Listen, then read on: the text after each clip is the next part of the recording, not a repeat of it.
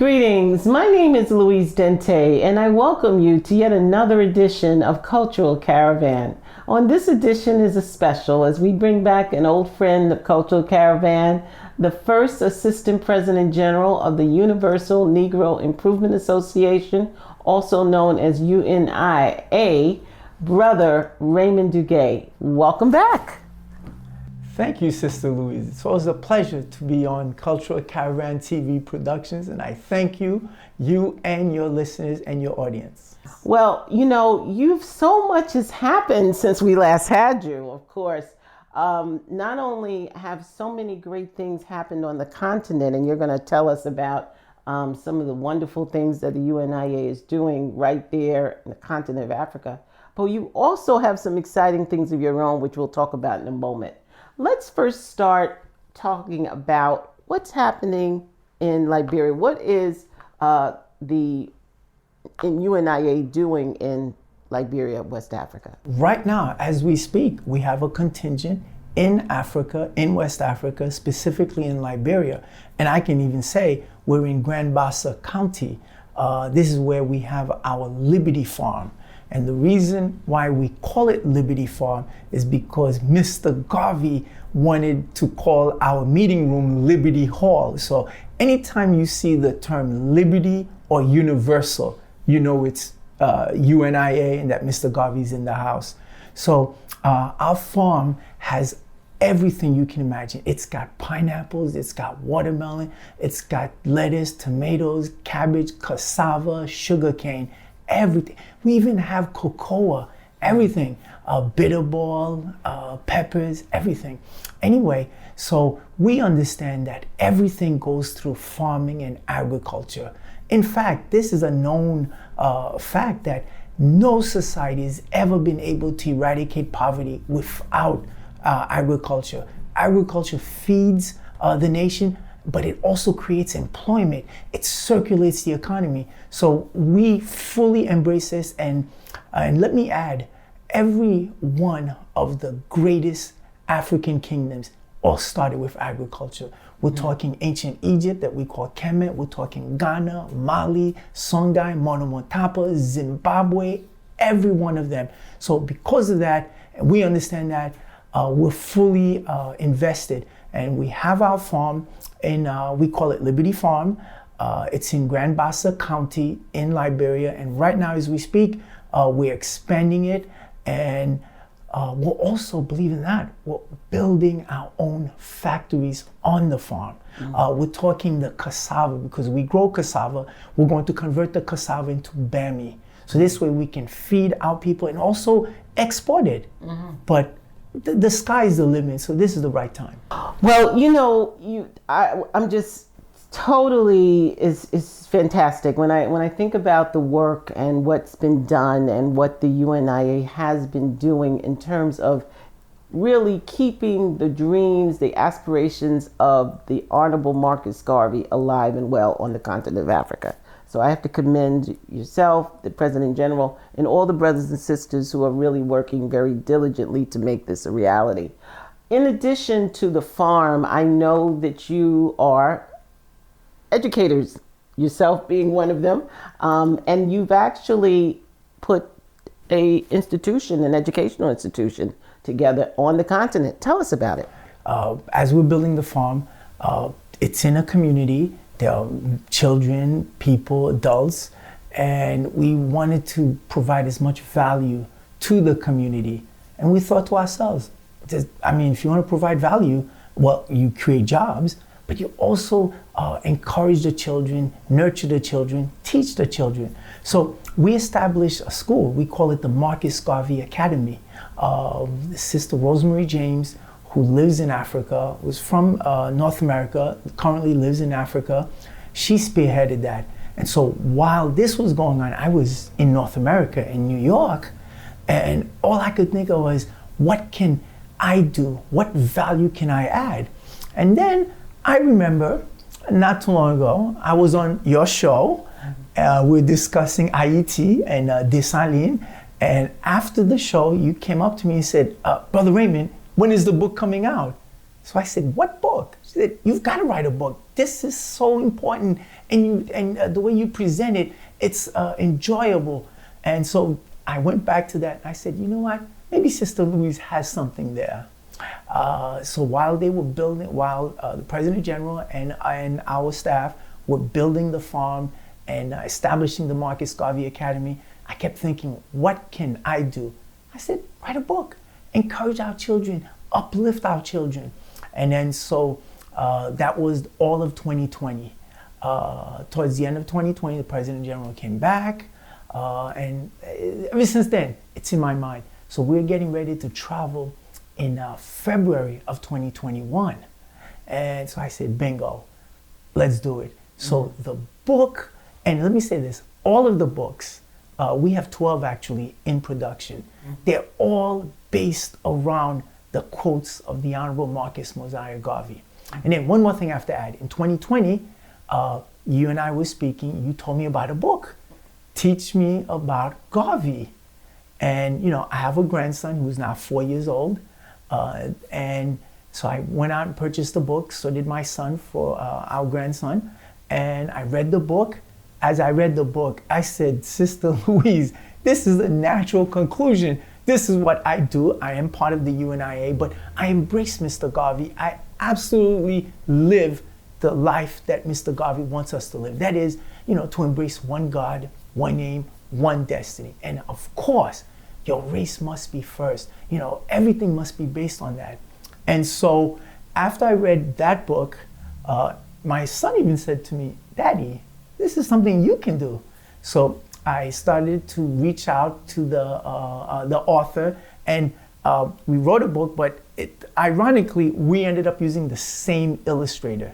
And I have to give the brother credit. Cameron Wilson, he's very good to work with. And so I reached out to the author of Teach Me About Garvey, and James Wilson Jr. And by the way, James Wilson Jr. and Cameron Wilson are not related, even though they have the same names, which is what I thought. I'm skipping around, but we went to Africa in February 2021. I prepared the book. I did something on my own with spreadsheets and double-sided, and it went over like gangbusters. Everyone loved it. The children responded, but you would be surprised. The adults enjoyed the book more than the children while we were teaching. So we'd work all day on the farm. And by the way, it is very hot. We're on the equator. You got to keep that in mind. We're not far from the equator in Liberia. And afterwards, as the sun is getting ready to set, we would hold classes. And the workers were more interested in attending the class than the students, because they would look for, it was amazing. After work, we'd play a pickup soccer game. But once the school started, soccer game was secondary. It was like, well, let me hear what this man has to say. And it was so captivating. And while teaching, and the name of the book is The Black Skin is a Badge of Honor. But before you get to the Badge of Honor, it is a mark of shame, but we cross that out. So it's really the black skin is a mark of shame, crossed out is a badge of honor. This is directly from Mr. Garvey. Mr. Garvey's quote is, the black skin is not a badge of shame, but rather a glorious symbol of national greatness. Meaning, what Mr. Garvey does, he turns it upside down. Instead of looking at black people as bad, instead of looking at our skin as some sort of shame, he says, no, it's the exact opposite. Uplift yourself, up you mighty race. You can accomplish what you will. And then Garvey goes into history, all of that, which is what the book does. I explained how Mr. Garvey went around traveling.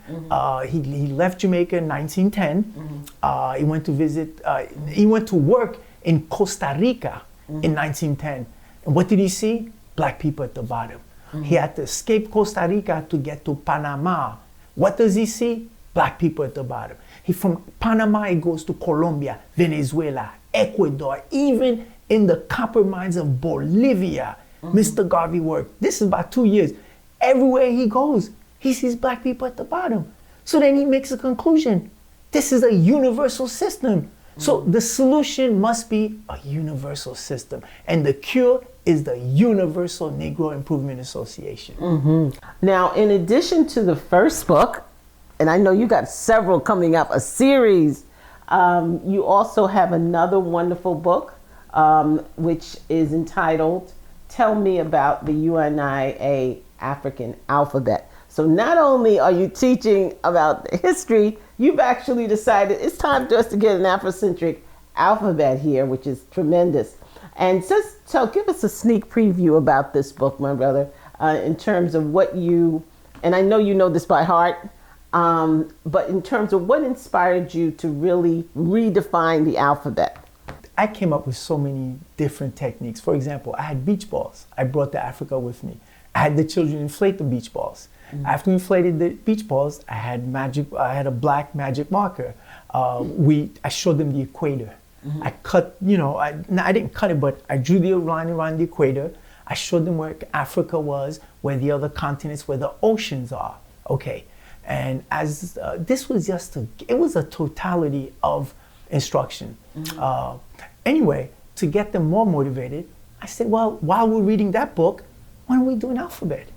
And A is for Africa. Oh, that's the homeland. It's the birth of civilization. That's the #1 continent. It's the richest continent in the history of this planet. So that's important. And then B, I'm giving away a lot. I know that. B is for Benin. The kingdom of Benin, Dahomey, Kingdom of Dahomey is a part of Benin. It's got the bronze carvings. And just to show you, Benin is a standalone kingdom. But in Nigeria, one of the states is called Benin. So it's obvious that Benin, people we call Benin, people we call Nigeria, it have to be one and the same. And that's what we're showing, the connectivity, because of what happened in the Berlin Conference in November 1884 until March of 1885, where Europe carved out and decimated Africa. The final solution, what they did to our people. And this book is about connecting, making sure that we stay the same. And so, since I'm based in Liberia, I also have to travel from Liberia to Benin. So we went over how to get from Liberia to Benin. You got to go to, from Liberia, it's Côte d'Ivoire, Ghana, Togo, and Benin. And the children completely absorbed this. And they didn't realize the connectivity of Africa. And so all of it, you name it. And one more thing, I have to go back to the first book, The Black Skin is a Badge of Honor. In the book it says, the world has made being black a crime. Mr. Garvey says, I hope to make it a virtue. And that's so important, that everything about us is going to be negative, it's going to be negated, it's going to be denounced. But Garvey comes along, Sister Louise, and he says, up you mighty race, you can accomplish what you will. And that's what this book is about, uplifting our people, however mechanism. And the last thing I have to say, drawing from what you said about our dear sister, Dr. Frances Cress Welsing, someone I did know, I did meet. We're talking 1983. And the concept of imagery, you're so right, and she's so right. Dr. Amos Wilson addresses that. And that's why we went with a children's book format, because I need the images. And we went through a lot of illustrators. But, a lot of times you have illustrators, it's basically drawing Caucasian features with black color. I said, no. We need black features, black people. This is what makes the melanin, it's what makes us. Like you said, our people need support in self-esteem building, self-love, and everything. And what these books do is just looking, like they say, a picture is worth 1,000 words. Yeah. Well, what you've done basically is giving people, because some people, as you and I know, they learn differently. Some people are tactile, they learn by touch. People learn solely by what they see.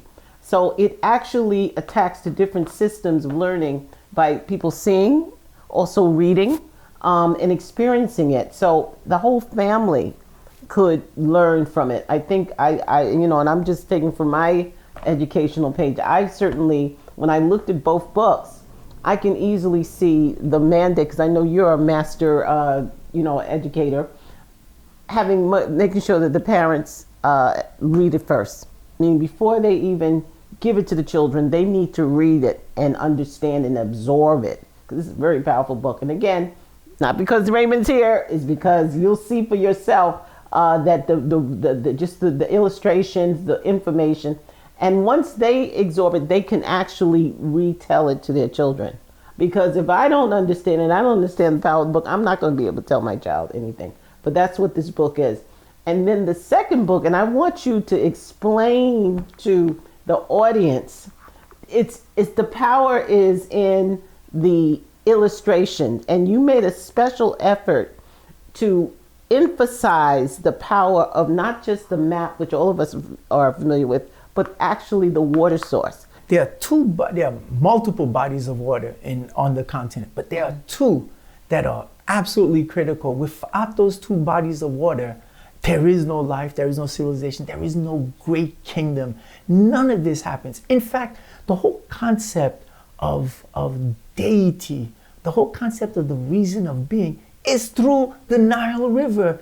The Africans call it Hapi. This is so important. But anyway, on the cover, there are two bodies of water that are featured. Well, they're connected through the Nile River, but the one further south is what is called Victoria Falls. Victoria Falls, by seeing Victoria Falls, that tells you we're not far from Kenya. That tells you we're not far from the Great Lakes region. We're talking Rwanda, we're talking Uganda, all of those areas. Why? This is where civilization starts. It has to be on the equator, and if you want to talk about the Garden of Eden, if it exists, it's in Kenya. It's at Victoria Falls. At south of Victoria Falls is the equator. Life, civilization, as we know, it starts at the equator. You know, there are 6 species of what we call humans. All 6 are found in Africa. All the other places, all the other continents, they have no more than 3 species. That means man originated in Africa, then left Africa through the Suez, through Sinai to get to Europe and to other places. So all 6 species are found in Africa, and they're all in this Great Lakes region. Okay, Kenya is where we believe civilization started, because number one, Kenya is on the equator. Victoria Falls is a part of it is in Kenya. So Victoria Falls is important because this is where civilization started. This is where we as humans start. Okay, going further up north, there's another body of water. This one is called Lake Tana. This is in Ethiopian highlands. This is 1.1 mile above sea level. During the rainy season, the force of the water from Lake Tana comes down through Ethiopia. I mean, it is the most powerful force ever. It's coming through Ethiopia, and it's going to make its way into Khartoum, the capital of Sudan. This is where the 2 branches of the Nile meet. The White Nile, they call it white because the sediments are really white grayish. So they came up with the term white. I would have called it gray now, but I'm not running the planet. I'm not running the history. So you can figure out what I'm telling you, why they call it the White Nile. Okay, the White Nile originates from Lake Victoria. It goes north through, by the way, the Nile River goes through 10 countries. I mean, you name it, it goes through it. It is, without Nile, there's no life. Anyway, in the capital Sudan, in Khartoum, the White Nile, because of the white sediments, and the Blue Nile from Lake Tana, because of the blue sediments, they meet up in Khartoum. This Nile is going to go through Sudan and into Egypt. This is what makes Kemet the most powerful kingdom ever in the history. The first global economy, Sister Louise, is ancient Egypt, Kemet, all of this. Once the Africans harnessed the Nile and what we call the gift of the Nile, every year at the same time, the Nile floods. Every time. We're talking 10,000, 20,000 years. After a while, Africans figured out, happens at the same time. They learned to count. After they learned to count, they became mathematicians. They became astronomers. They can be engineers, physicians. So Victoria Falls, Lake Tana. Without Lake Tana, there is no gift of the Nile. There is no ancient kept, there's no pyramids, there's no Imhotep, there's nobody. So that's why those two are featured. And when we discuss the alphabet, N is for the Nile River, the gift of the Nile. Every year, the whole concept of deity at the potter's wheel, Khnum is at the banks of the Nile River. He makes the first human out of clay, which thousands of years later, other people are going to copy it and tell you Genesis. Well, this has been very, very powerful, and just so excited by the fact that you've actually used this. These are two tools. And how many more books are coming out, may I ask? We have a total of 12. Wow. So the whole first series. two are done. The third one is going to, you would like it. It's called Merci Papa Dessalines. So this is because of you. Oh, thank you. I'm very, very honored, and I'm very happy that Cultural Caravan was involved with that. And for those who are not fluent, could you explain what the title means? Merci Papa Dessalines is Creole for thank you, Father Dessalines. He is the father of independence. This is, by the way, D in the alphabet. D is for Dessalines. So I've already started to introduce the concept of what Dessalines means to African people. And for those who watch the show, you did an excellent presentation about Haitian history and basically the role of Dessalines in that history.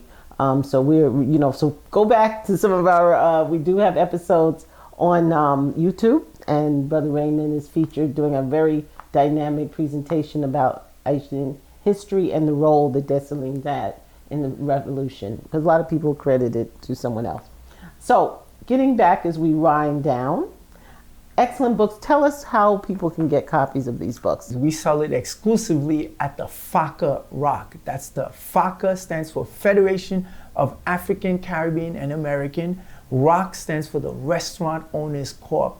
That's our 16,000 square foot warehouse of all the dry goods, fish, meats, produce, vegetables, and drinks you can imagine. We built it following the black print of the Honorable Marcus Mosiah Garvey.